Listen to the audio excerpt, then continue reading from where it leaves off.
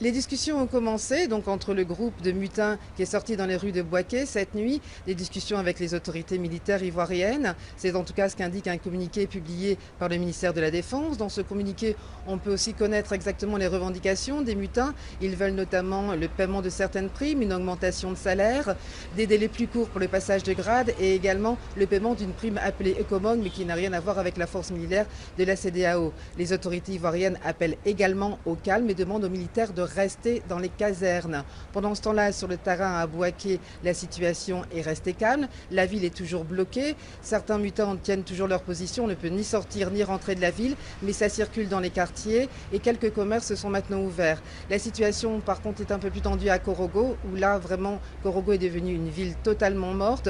Il y a même un engin de chantier qui a été mis sur la principale artère. Les bus qui transitent par la ville pour le reste du pays ou pour monter ou descendre du Burkina sont totalement immobilisés.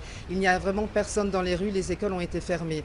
La situation à Daloa est par contre beaucoup plus détendue, puisqu'à Daloa, où il y a eu aussi également des événements en début de matinée, là tout est presque rentré en place. La gare routière est ouverte, l'accès à la ville est ouvert, les corridors ne sont pas fermés, les commerces, en tout cas certains commerces sont ouverts.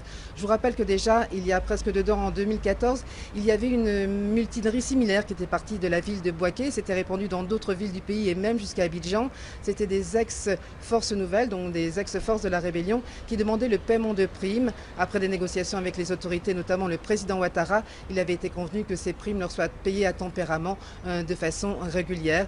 Donc il peut s'agir du même type de mouvement aujourd'hui.